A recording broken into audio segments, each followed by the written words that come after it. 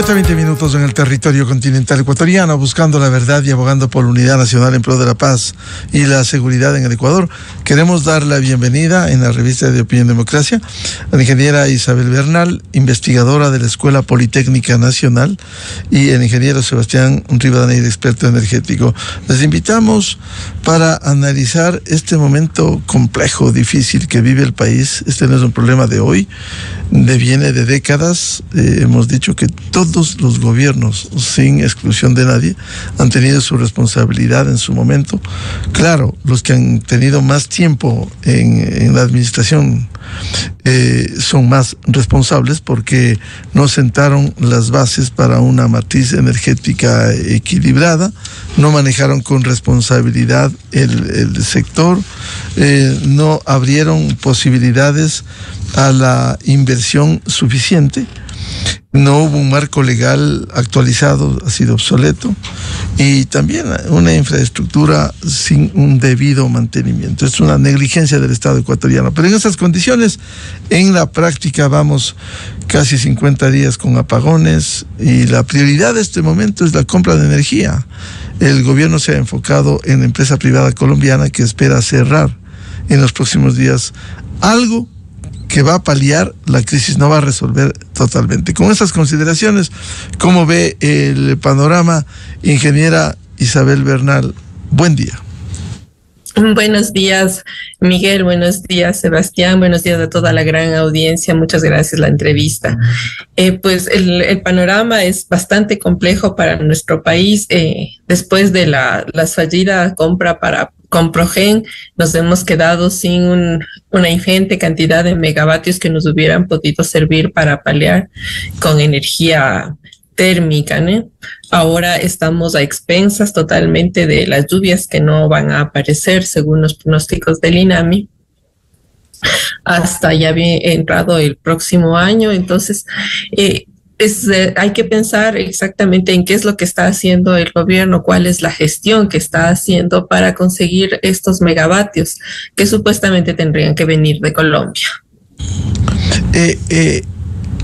¿Cuán importante es esta adquisición, la compra de energía eléctrica y la posibilidad de agilizar? Porque el drama que viven los hogares y el sector productivo ecuatoriano, estos cortes de 12 y hasta 14 horas, que está complicando la vida en el país. Ingeniera Bernal.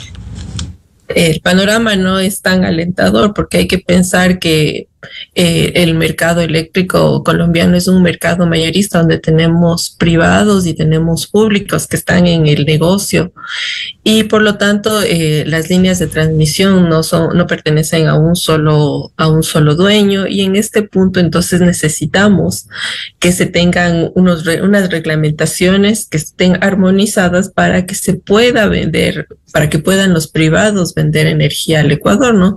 Tomando en cuenta que si se ha podido hacer lo que el intercambio que se ha hecho, la compra que se ha hecho, ha sido gracias a los acuerdos de la CAN que se firmaron en el 2000, por allá por los 2000.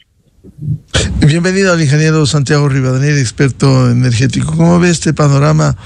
¿Cuán viable es agilizar la compra de energía al sector privado colombiano, que por cierto se ha dicho necesita la autorización del gobierno colombiano, que no ha tenido la voluntad política de venderle al Ecuador, más allá de los problemas que también tienen en Colombia, pero no ha habido esa voluntad política? Hubo que adecuar reglamentos tanto en el Ecuador cuanto en Colombia.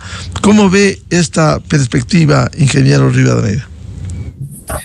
Bueno, muy buenos días, Carolina, Miguel, y a toda la audiencia de Radio EXA y la cadena Democracia.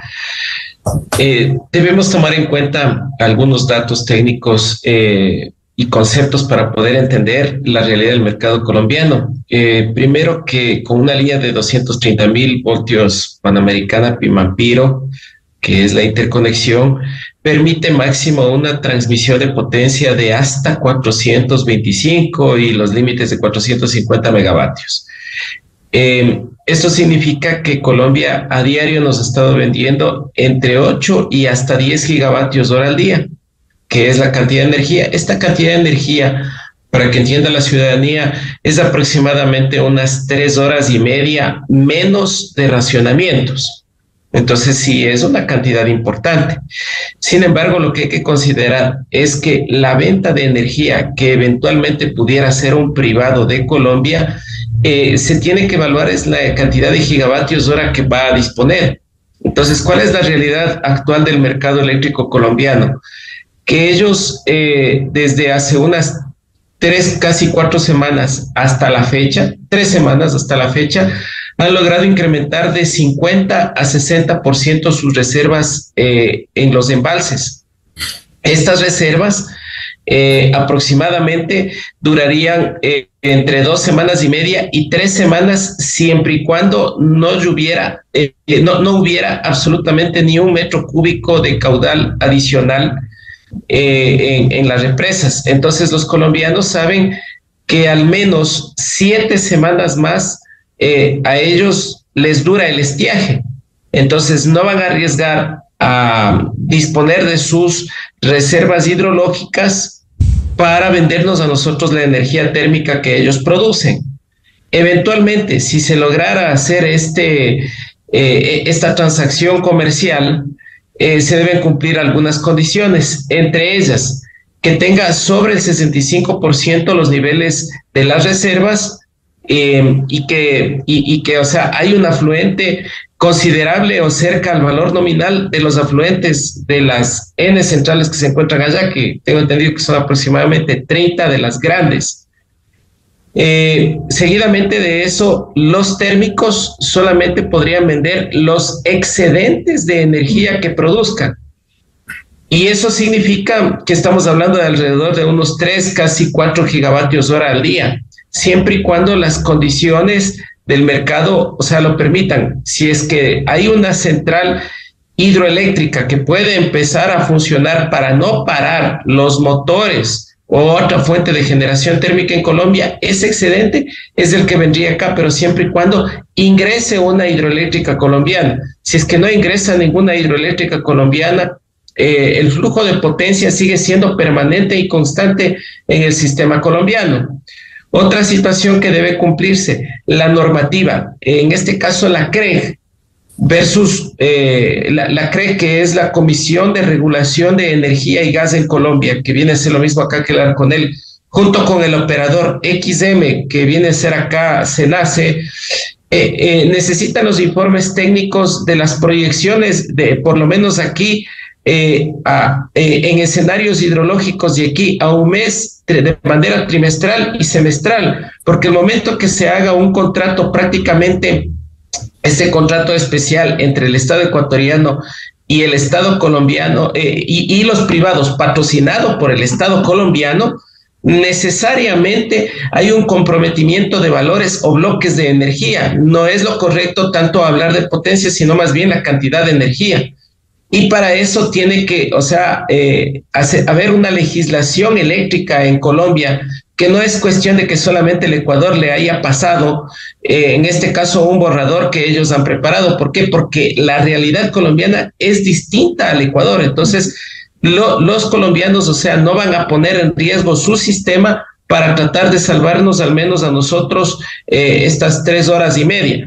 Que sí sería bueno pasar de 14 horas a 10, por supuesto, pero tampoco nosotros pudiéramos depender de ello como una energía firme, a pesar de que exista un contrato firmado. Esa es la respuesta, estimado Miguel. Ingeniero Rivadeneira, es decir, con estas condiciones, Colombia, ¿cuánto le podría vender? Pensaría que sería entre unos 5, o sea, sería una cantidad bastante modesta. Si se pudiera llegar al doble, es decir, a 10, entonces serían unas 3 horas y medias menos de racionamientos, lo cual ayudaría mucho porque estamos a cuentagotas dependiendo de 10 en 10 megavatios. Entonces esta es una energía prácticamente como la que produciría Sopladora, un poco menos, ¿no? Un poco menos, desde luego, pero es una energía importante. ¿Por qué? Porque también el sistema eléctrico colombiano es mucho más robusto. Si nosotros en un día normal, sin racionamientos, consumimos 91 gigavatios hora al día, Colombia está consumiendo 240 gigavatios hora al día. Entonces es 3 veces más. Ahora que nosotros estamos en racionamientos, estamos alrededor de los 53, 55 gigavatios hora. Es decir, estamos con una restricción de casi el 40%, entonces toda ayuda es importante. Sin embargo, con los criterios anteriormente expuestos, va a ser muy difícil que Colombia nos venda la suficiente cantidad de energía, al menos para solucionar este problema de manera inmediata. Claro, no podemos depender solo de Colombia, esto va a ayudar, pero no a resolver. Ingeniera Bernal, ahora, ¿qué esperar de las centrales hidroeléctricas? Ayer funcionaba al 20% Coca-Cola Sinclair, Masar sube de centímetro en centímetro el nivel del agua y pasó de 2.110 con 88 centímetros a 2.111 con 43, es decir, ha subido 55 centímetros casi de gota a gota. ¿Qué se puede esperar de esto? Que llueve, y si no llueve, ¿qué pasa? Pues primero que nada tenemos que pensar como país en cómo hemos estado desarrollándonos, ¿no? Tenemos un estado soberano, pero no tenemos energía eléctrica por pensar en un mercado únicamente regulado por el Estado y que está dependiendo exclusivamente de las hidroeléctricas. Las hidroeléctricas en un momento en el que estamos afrontando ya los coletazos del cambio climático. Eso quiere decir que las lluvias están alejándose, las sequías son más extremas, más largas y no vamos a tener agua en estos meses. En noviembre, diciembre no van a existir aguas. Los pronósticos que he estado revisando en el INAMI hablan de una temporada seca. Entonces, no podemos confiarnos en las hidroeléctricas. Necesitábamos estos contratos con Progen, con Austral, que se concreten. Lastimosamente, ahora estamos escuchando que se está pensando en declarar la terminación unilateral, y esos son 160 megavatios que nos están dejando sin esperanza de que se terminen estos los cortes eléctricos en el corto plazo, ¿no? Entonces, no vamos a tener una mejoría en las hidroeléctricas. Hay que desechar eso. Solo se puede pensar que existan lluvias esporádicas que no van a subir el nivel de los embalses. Tal vez en Coca-Cola Sinclair, como es una central de paso, en una lluvia fuerte podamos tener algún día de respiro que nos genere más cantidad de energía, pero la idea ahorita es empezar rápidamente a pensar en migrar a otro tipo de generación eléctrica. Como usted dice, ingeniera Bernal, como es agua de paso, si llueve bastante, sube la producción 900 megavatios, 1000 megavatios, 800. No llueve, baja a 200, 300. Pero eso es para ese día. ¿Y para el siguiente día? Esto es una energía que no se puede ahorrar, no se puede gestionar como con los embalses de pauta, en los que sí se puede tener acumulándose un volumen que luego va a generar energía eléctrica. Aquí se aprovecha el momento y no se puede gestionar. Y una explicación técnica, ¿por qué no se puede almacenar? ¿Está diseñada así para que funcione? Está diseñada exactamente para que se aproveche el caudal del río. Así es, esa es la diferencia fundamental entre las dos. Claro, son hechos del pasado, ya no se va a arreglar, pero ¿por qué cree que no se hizo como Masar? Tomemos en cuenta que tenemos ahí al lado de Coca-Cola Sinclair está el volcán Reventador, que es un volcán muy activo, y se pensó en un inicio sí hacer como Masar, pero había la grave amenaza de tener lajares procedentes del Reventador. Entonces, por eso se pensó en cambiar la ubicación y por tanto también el diseño. Ingeniero Santiago Rivadeneira, ¿qué hace falta para concretar con Colombia? Usted nos ha descrito las posibilidades que tiene Colombia, que tiene que cubrir primero internamente, pero ¿qué es lo que hace falta, por lo menos, para comprarle algo a la empresa privada colombiana? Debía haber viajado, en este caso, el viceministro de Electricidad, que sí tiene el título profesional y el aval técnico para aquello, igual el director de la agencia de regulación Arconel y también el director del SENACE. Esos tres profesionales aunque tienen el título, no sé si el conocimiento, pero debían ellos haber viajado a Colombia junto con el equipo técnico ecuatoriano para precisamente con el equipo técnico colombiano, o sea, buscar una solución respecto a primero a la legislación eléctrica y segundo hacia un camino en el que técnicamente, o sea, le permita brindar a Colombia energía sin poner en riesgo su sistema. Es decir, hay que conocer el sistema eléctrico colombiano para poder hacer tales aseveraciones.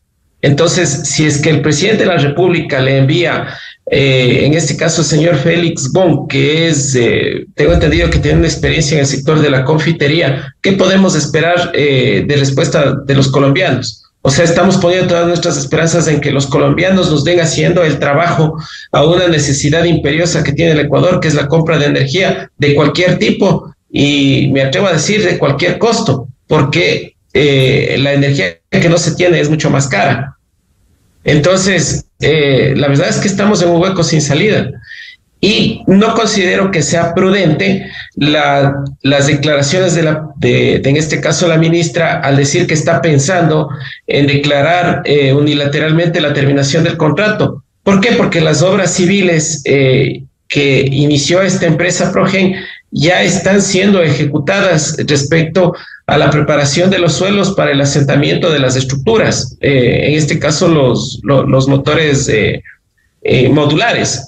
Pero también, desde luego, no se ha visto todavía la infraestructura hidrocarburífera, los tanques de almacenamiento, las líneas de transporte, los sistemas de control, los sistemas de protecciones, etcétera, que son necesarios para la operación de estas centrales. Entonces, por supuesto, tienen que aplicar las multas que conciba el contrato y la verdad es que hay un peligro por todo lado. Si no se tiene la generación emergente necesaria, continúa esta situación. Si se incorpora esta generación, apenas será un alivio de unos 45 minutos, me refiero a Quevedo y Salitral.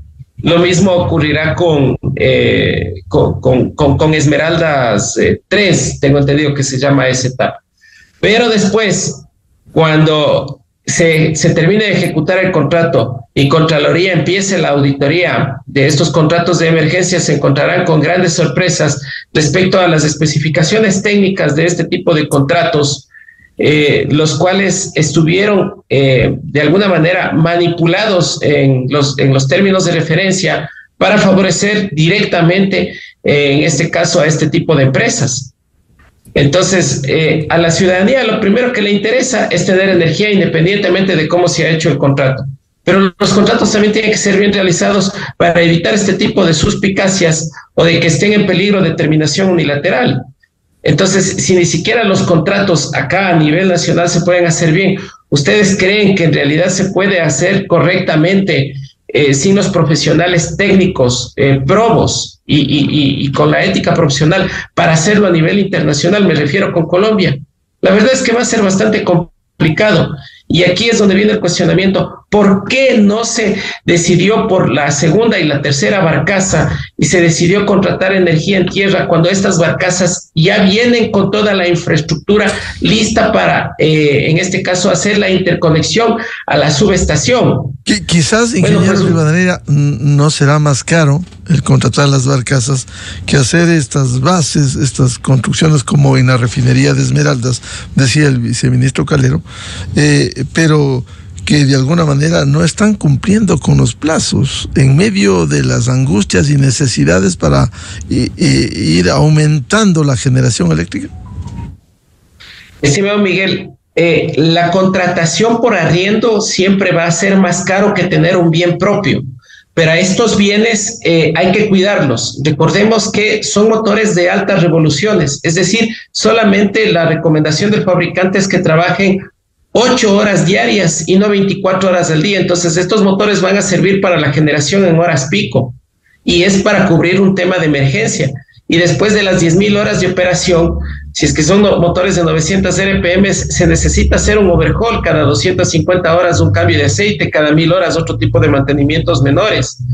Entonces la situación no está solucionada, aunque los racionamientos vayan disminuyendo paulatinamente y desaparezcan aproximadamente en el mes de enero, la emergencia eléctrica todavía continúa. No es solamente la emergencia, el tema de los racionamientos de emergencia, es la falta de reserva técnica que sí la mantiene Colombia, que sí la mantiene Perú y todos los países donde hay sequía, pero tienen esta otra reserva térmica. Ahora bien, no puede, suspenderse a estas alturas una generación emergente, una solución parche que va a servir para el año 2025. Sí, por supuesto, estos motores iban a servir para el año 2025 siempre y cuando se los opere en las condiciones normales que exige el fabricante, es decir, 8 horas diarias y teniendo el equipo técnico, los repuestos necesarios, originales del fabricante en bodega, y que el personal técnico sea capacitado directamente por el fabricante y no por intermediarios, que es lo que lamentablemente está ocurriendo con estos contratos que son incompletos. ¿Por qué? Porque los contratos solamente conciben la adquisición de grupos de generación y no de los otros elementos que mencioné anteriormente y que son indispensables para el funcionamiento de estas centrales durante las horas pico en la etapa de emergencia. Ingeniera Isabel Bernal, ¿y qué pasa con el resto de centrales? Por ejemplo, Agollán, Manduriaco, ¿en qué condiciones están?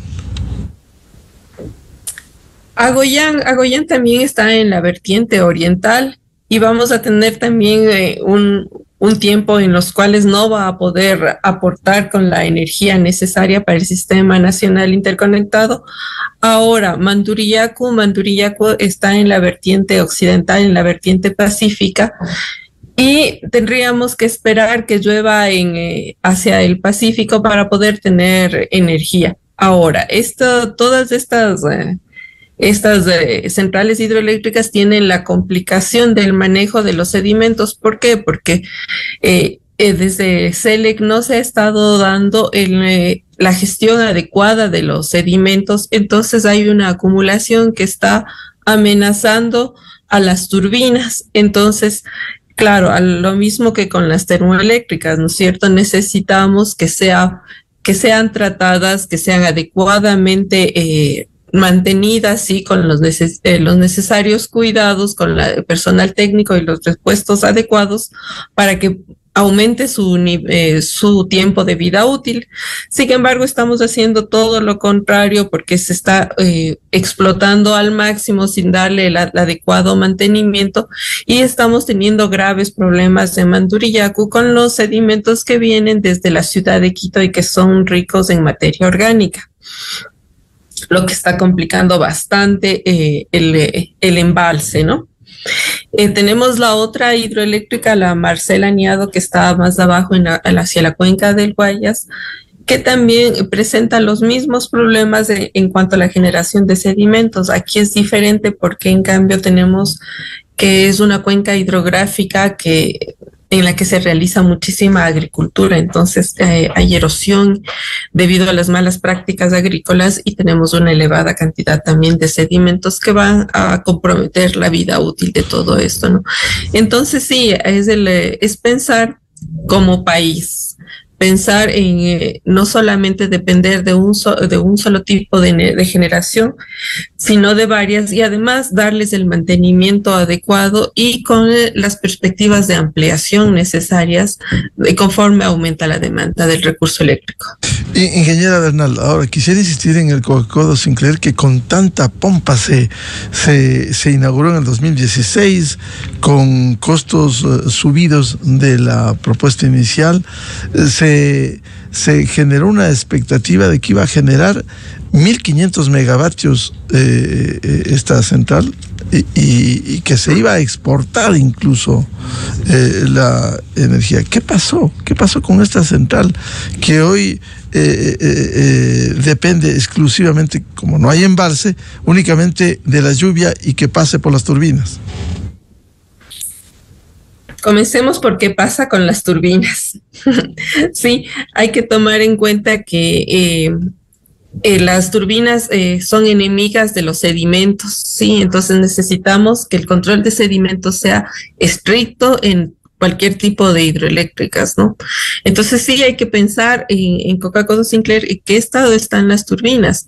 No se nos ha dicho qué es lo que ha pasado. Sabemos que es un proyecto que fue sobredimensionado, sí, para la cantidad que se podía generar, porque hay que pensar que los 220 metros cúbicos por segundo no se consigue todo el año, ¿no? Es únicamente en tiempo de crecida se iba a conseguir esa supuesta generación de energía que no se la consiguió. Entonces, el haber hecho un proyecto sobredimensionado afectó gravemente al mismo proyecto y también al medio ambiente, entendiendo no solamente al medio ambiente como las plantas, los animales, no, afectó al mismo ser humano porque estamos viendo que hay un gravísimo riesgo para el transporte de los hidrocarburos. Hemos tenido varios derrames de petróleo en el Valle del Cauca y ahora estamos viendo un fenómeno de acumulación de sedimentos en los ríos salados justo al lado de la estación de bombeo del Salado, que es la arteria principal del oleoducto. Y ahorita Petroecuador ha estado realizando estos meses un trabajo para retirar esa enorme cantidad de sedimentos. Entonces, el haber hecho un proyecto sobredimensionado no solamente afectó al mismo proyecto, sino también afectó a las otras actividades económicas importantísimas del Ecuador, como es la exportación de petróleo. Claro, la expectativa que se generó, 1.500 megavatios, que creo que nunca se ha llegado al techo, a los 1.500 megavatios. No, nunca se ha llegado. Pero se vendió políticamente, 1.500 megavatios tenemos para exportar, y lo que ha habido es 1.000, 1.100, 900, 800. Ingeniera Bernal. Así es. Se vendió políticamente y claro, cuando se piensa en el Coca, cuando pienso yo más bien en el Coca-Cola Sinclair, pienso es una hidroeléctrica que tenía una concepción muy interesante. El problema que al ser sobredimensionada no se tomó en cuenta las afectaciones colaterales a los transportes de los sedimentos que iban a desencadenar, que siempre desencadenan problemas en el medio. Y ese es un recordatorio para el país en general, que uno no puede planificar una obra pensando solamente en el beneficio. Por eso hay que pensar que van a haber beneficios, pero también van a haber problemas colaterales que se deben mitigar. Entonces, un buen estudio hubiera determinado que había un impacto, un posible impacto que había que mitigar. Y si hubieran desde el momento uno de generación, que se empezó la generación, hubieran empezado con este control en los sedimentos, ahorita no estaríamos viendo afectaciones en nuestra industria petrolera. Ingeniero Santiago Rivadeneira, usted hablaba de, evidentemente, que es más cara la energía térmica, es indudable. Hay una propuesta que conozco reservadamente, una propuesta de una barcaza que podría generar 240 megavatios, que en 30 días estaría generando. Pero claro, la crítica de quienes están en este proceso es que la burocracia la tiene en el congelador.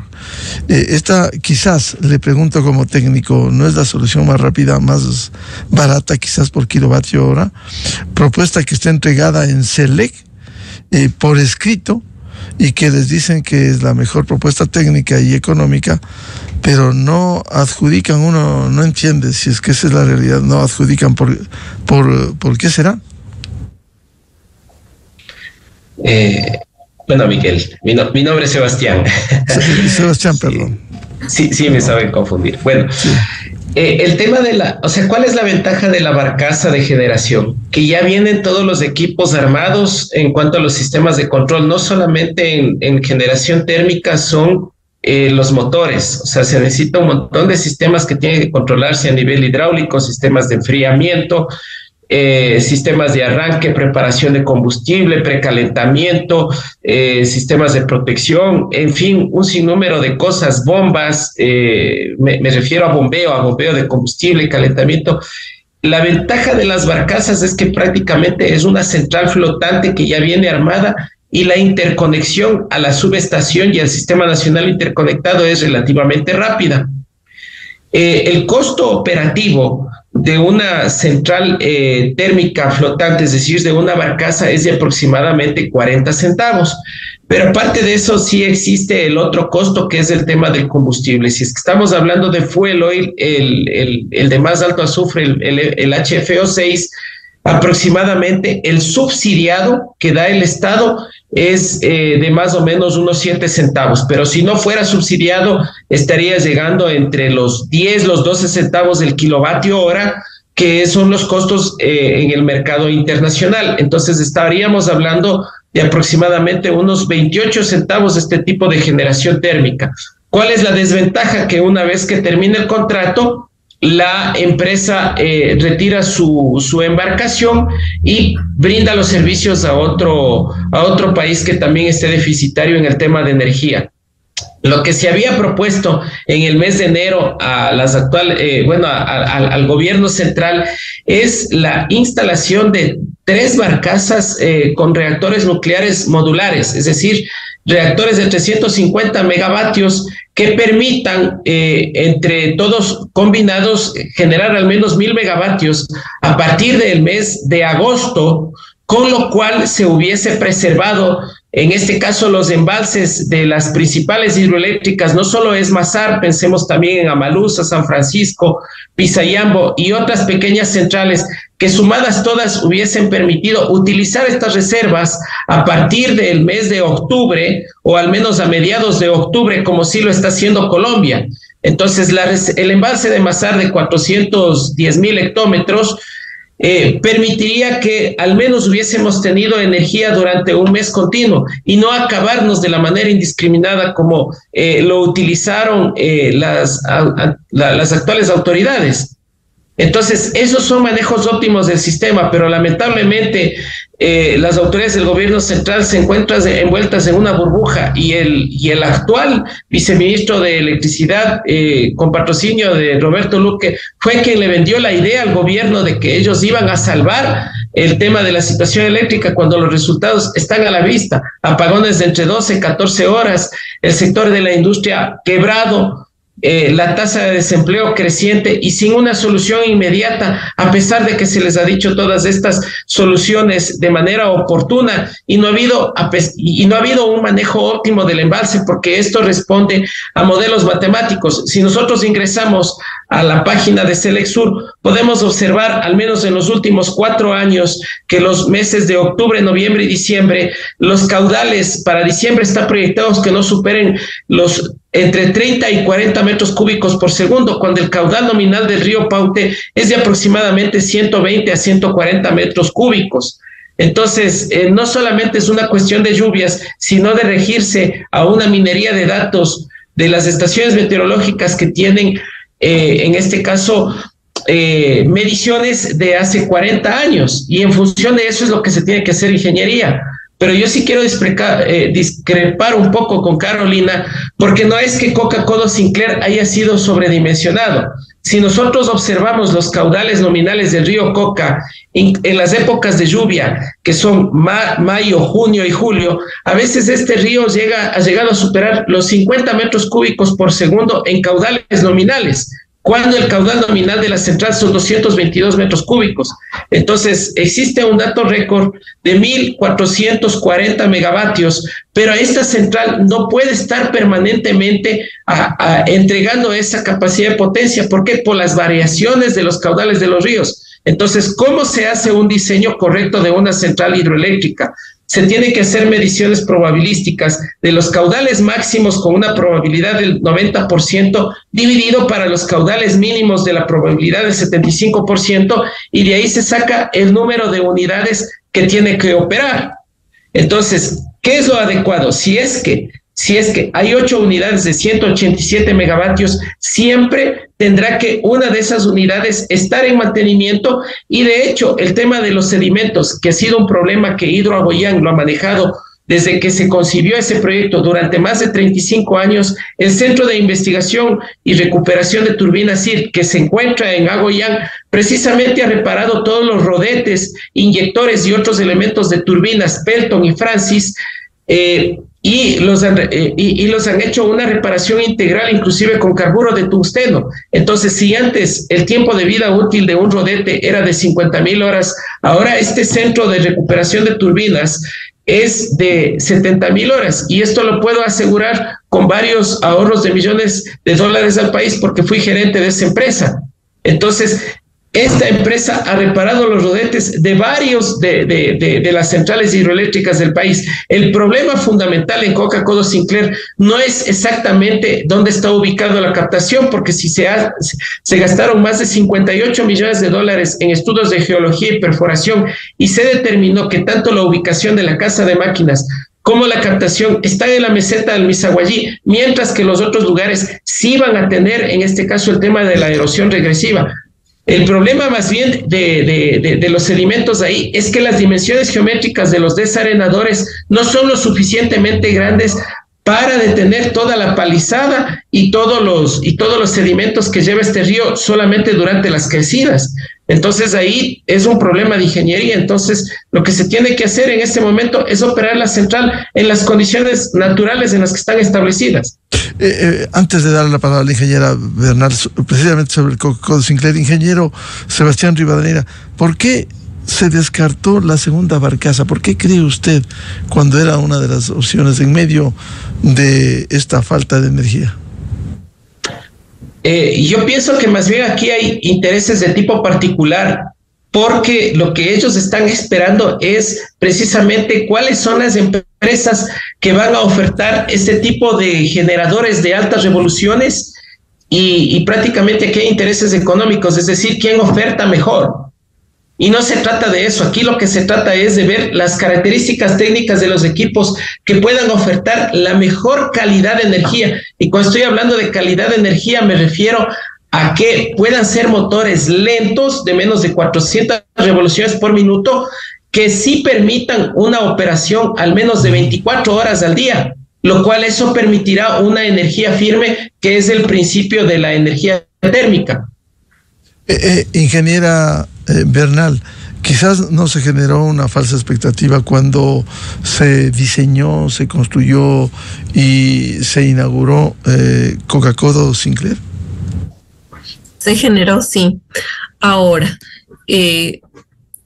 cuando yo hablo de las hidroeléctricas, yo hablo no por una infraestructura puntual en una cuenca hidroeléctrica, ¿no? Uno tiene que analizar la cuenca hidrográfica en total, toda el área, sí, y todas las actividades económicas que se están desarrollando en ese sitio para poder calcular qué cantidad de caudal puede ocupar cada una de las actividades, de manera de que no se produzcan interferencias entre ellas, ¿no?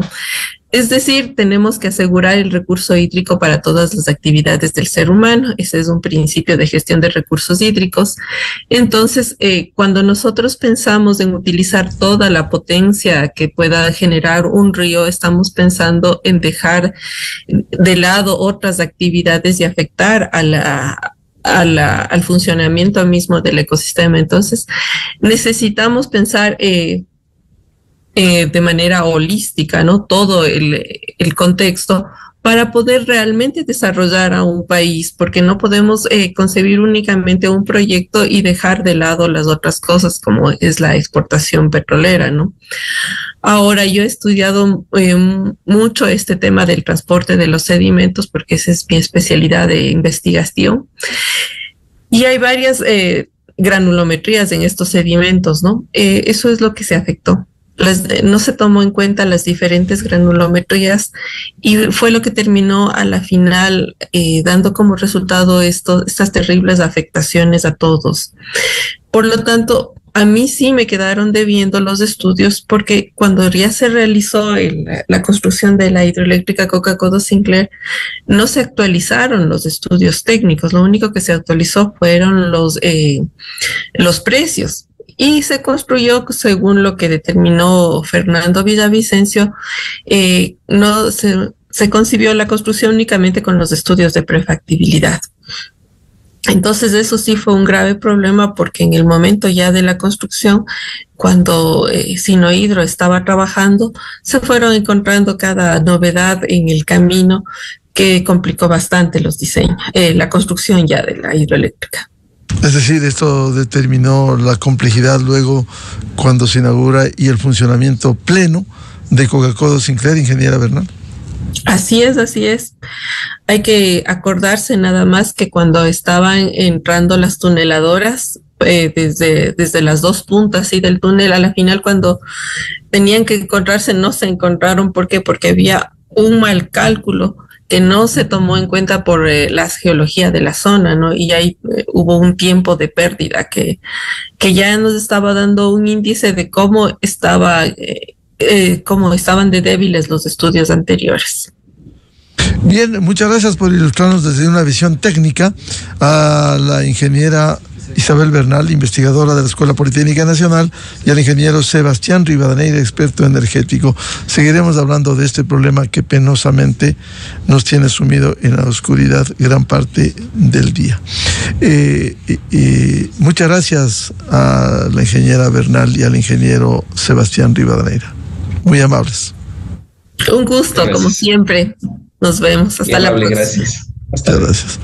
8:01 en el territorio continental ecuatoriano. Vamos a una pausa y buscando la verdad volvemos un panel para hablar sobre la coyuntura política en el Ecuador con la doctora Sofía Cordero, catedrática y politóloga, el sociólogo Juan Cubi y el doctor Juan Manuel Fuertes, ex asambleísta, ex viceministro de Gobernabilidad. Desde 1984 con Gonzalo Rosero. La revista de opinión Democracia. Siempre líderes, siempre confiables. Enseguida regresa Miguel Rivadeneira a la búsqueda de la verdad.